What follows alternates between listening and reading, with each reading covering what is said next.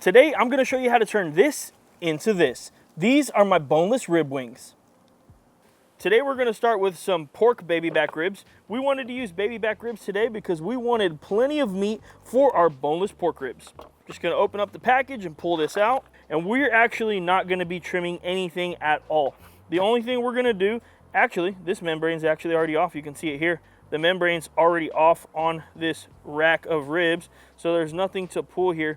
I have kind of noticed that sometimes with these pork ribs, sometimes you'll actually get lucky and the baby back ribs will have no membrane on the back. So let's see if the other one, yeah. So the other one does have the membrane. You can see the difference here real fast if I hold them up. So the one on the left, my left, your right, you can tell it has no membrane on it. The one in my right hand does have the membrane. So we'll go ahead and pull that real fast. I always find it easiest to start in the middle, use a paper towel, pull the membrane up, just put my hands right down the middle, pull, separate. You should be able to get it in one clean swipe. Now we're trying to keep everything very simple today, so we're gonna be using Killer Hog's TX rub. I'm gonna start on the back, and I'm gonna do a nice coating of this. Make sure to get plenty all over. So this has salt, this has pepper, this has garlic, all the standard barbecue flavors that you're looking for. Gonna put it on both racks. Get the sides, make sure to get everything here. So I'm gonna do a pretty good coating. We'll flip these over. And we'll do the same exact thing to the top side. It is extremely windy outside today, so it's actually not very easy to season these ribs, but it'll be all good. No binder necessary. You can let this sit for just a few minutes and it'll pull some moisture out of the ribs, and this rub will tack up really nicely and it'll just stay right on the top of these ribs. If you guys want to use a binder, that's also completely fine. Sometimes we'll use mustard, sometimes we'll use oil. It just really depends on the day. Today we're going no binder at all.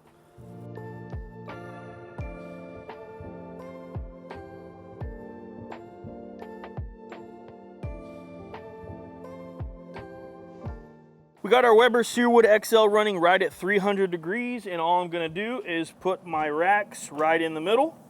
I'll squeeze them together just a little bit just to make sure that they cook nice and evenly. And this is gonna be very simple. We'll put these to sleep and we'll check on them every 45 minutes or so. We're trying to keep this recipe simple, so everything that we do wanna keep the flavor simple. If you guys wanna do something different at the house, by all means, make sure that you make this recipe your own. What I'm trying to do is add flavor in the end. We'll talk about that in a little bit.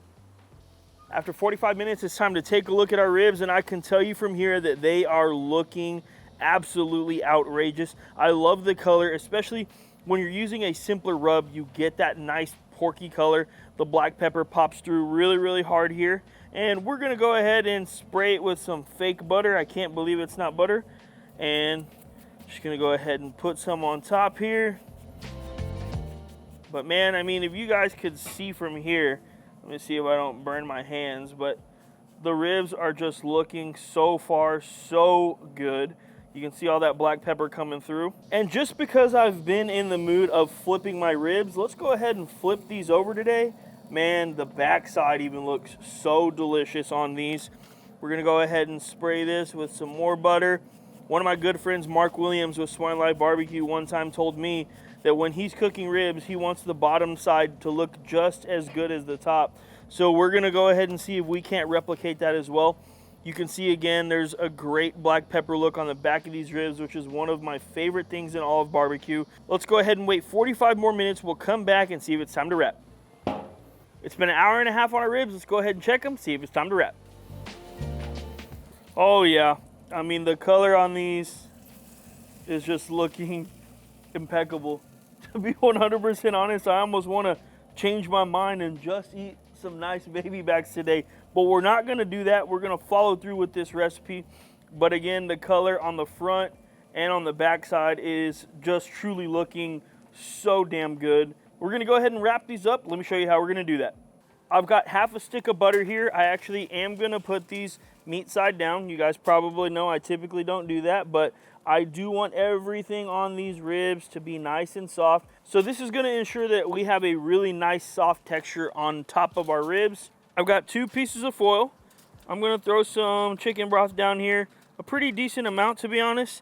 I don't have a measuring cup or anything like that, but I definitely want to see it coming up the side of the ribs for sure. Again, this is going to be for moisture. Chicken broth doesn't bring that much flavor, a little bit, but I want to keep everything super neutral. 2 pieces of foil just in case we get any tears. And we're going to go right back onto the pellet grill, 300 degrees, and we'll check these in another hour. 1 hour into the wrap process, we're going to pull our rack off and we're going to feel for tenderness. I'm just going to open up my foil here and take a look at these baby backs. And man, they look pretty dang good. The bone looks like it's definitely popping out, but I want these completely tender today. So I want to make sure, oh yeah, they feel nice and tender. They look really delicious, some bones popping through. That's completely fine. We're actually not going to be eating these off the bone like that today. So let me feel real quick. Yeah, it feels like I might be able to push these bones through. But they're not easy enough. It's not coming out easy enough for me.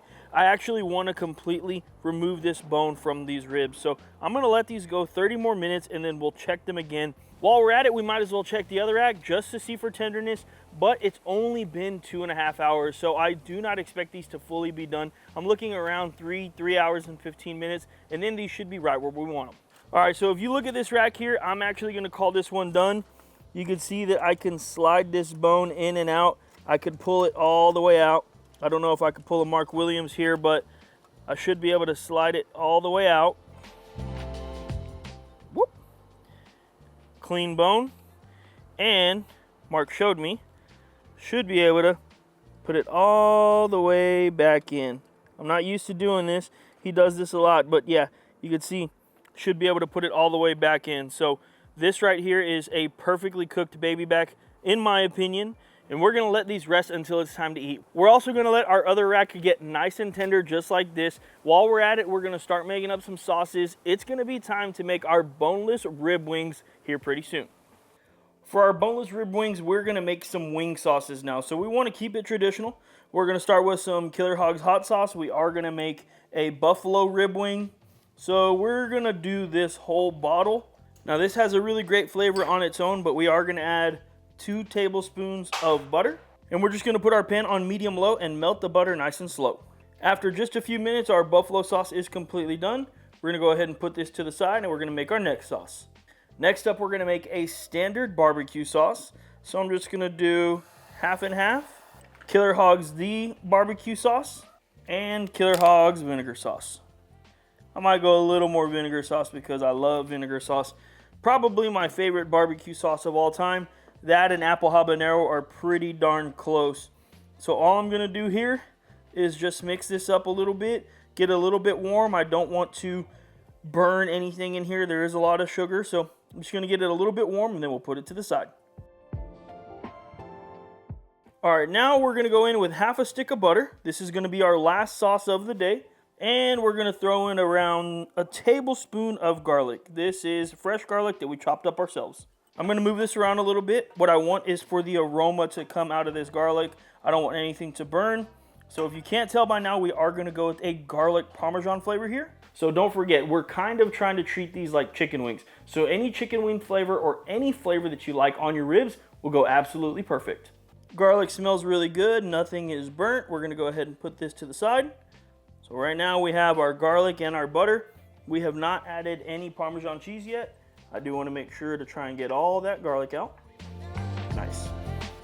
All right, sauces are made, ribs are all done. So now I'm going to do my best Mark Williams impression, and I'm going to pull these bones all the way out. So this is something that I kind of had going in my head that I thought would be a really good idea. Everybody's been making party wings, which I think look amazing, but I think one of the things that happens when you cook ribs individually is you lose the moisture aspect of it. And that's something that I did not want to lose here. And I think that because we cooked them whole, we're able to continue to have a nice, really juicy rib. So we'll see here in just a minute how we did on the entire cook. Maybe not quite as pretty as the way Mark does it, but we accomplished our goal. We got all the bones out of the back of these ribs. Now I'm just gonna follow the bone lines. And I'm gonna make some cuts here on these ribs. I'm really happy because they're obviously not shredding here, but they do feel really good. And you guys can see that that looks like it's packed full of moisture. The rib, of course, still holds up. It's not shredding apart or anything like that. And I would say this is a really nicely cooked baby back rib. Now what I'm gonna do is take some of my ribs and I'm actually gonna cut them into bite-sized pieces. So we should be able to get 9 pieces from 3 ribs here. So you can kind of see what I'm going for here now. These are bite-sized pieces and these are gonna act as our boneless rib wings. Rib looks really juicy, it looks really good. I'm gonna take a quick bite without any sauce on it. Oh yeah. The rib is absolutely positively cooked to perfection. It has a great flavor there. Didn't overdo it on the seasonings at all today. We went very neutral, that way we can get our flavors in the end here. And of course we did get a nice bark from that pepper on the TX rub, so I really do enjoy that rub. There's a lot of moisture in the ribs, so I do feel like we did cook them well. But now let's go ahead and toss these in the sauce and make our boneless rib wings. Now we're gonna go ahead and toss our rib wings into a bowl. And we're gonna start with our garlic butter. We're gonna start with our garlic parm. And we're just gonna pour it all over. A little butter as well. I definitely don't wanna drench everything, so I'm just pouring in a little bit at a time. And I'm gonna try and toss this. Ah. Now we're gonna go over top with some grated Parm cheese. This is just easy craft stuff. That looks pretty good to me. Yeah, this wing looks really good. You can see the pieces of garlic there. You can see the Parmesan cheese. I can smell the butter. Really just, this one looks amazing to me. I think this one might be my favorite. I haven't tried any yet, obviously, but I think this one might turn out to be my favorite. Next up, we're gonna throw in some barbecue sauce. If you look real closely at that, that looks really good. If I'm being 100% honest, I'm salivating, ready to eat this one right here. Last but not least, we're gonna throw some buffalo sauce in. One more toss. Oh! Oh! Getting everywhere. Now this piece here is drenched with that hot sauce and butter mixture. When you smell the vinegar from the hot sauce, it really just makes your jaw clench. That's exactly how I'm feeling right now. I'm definitely ready to dive in.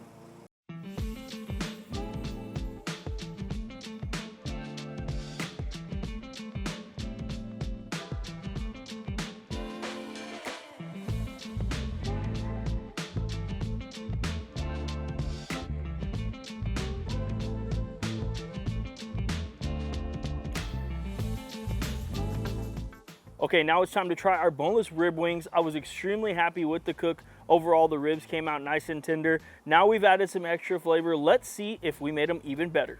I'm gonna start out with the buffalo flavor. So if you remember, we used Killer Hogs hot sauce and 2 tablespoons of butter. Yeah, I instantly get that buffalo flavor, but I also get the porky flavor on the back end from the pork ribs, obviously, and man, it just really turns out so good.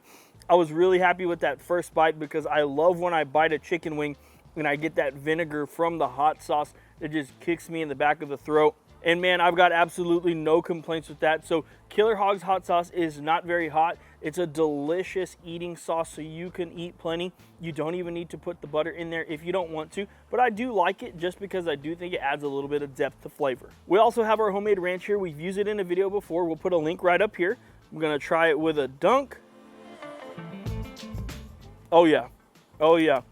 That definitely feels more like a chicken wing now that I've used the ranch. But again, you get that delicious pork flavor on the back end from the baby back ribs. And this is just truly turning out exactly the way I wanted to. But let's move on. We have 2 more flavors. Next up is barbecue. Now, honestly, I'm pretty positive this is gonna be delicious because I love making pork ribs and I always use these sauces on pork ribs. Yeah, you got a delicious smoked pork rib and you put on the delicious barbecue sauce in the end. Really, I have 0 complaints there. I would never eat a barbecue wing with ranch dressing, so I'm not going to today anyway. But let's move on to the garlic Parmesan rib wing. And this is the one that I'm most excited for. I think it has a lot of potential. Let's go ahead and try it out. Oh yeah, that Parmesan cheese right off the bat. You know that flavor that it gives, it just has a little bit of bite to it. but it's really, really good. I got a little piece of fresh garlic there, which absolutely just took it to another level. Once again, I'm gonna try it with our homemade ranch. Yeah, these rib wings turned out absolutely amazing today. I would say that you need to try these. You can try different flavors. Don't forget, if you don't have a pellet grill, that's okay. Just maintain your temperature between 275 and 300 degrees the whole time. They'll be done in around 3.5 hours, and then of course, mix up that flavor. As always, we really appreciate you guys tuning into this video. Thanks, and we'll see you on the next one. We're also gonna let our other, we're also gonna get our other rack, we're also gonna let our other, sorry, I can like see your smirk and stuff.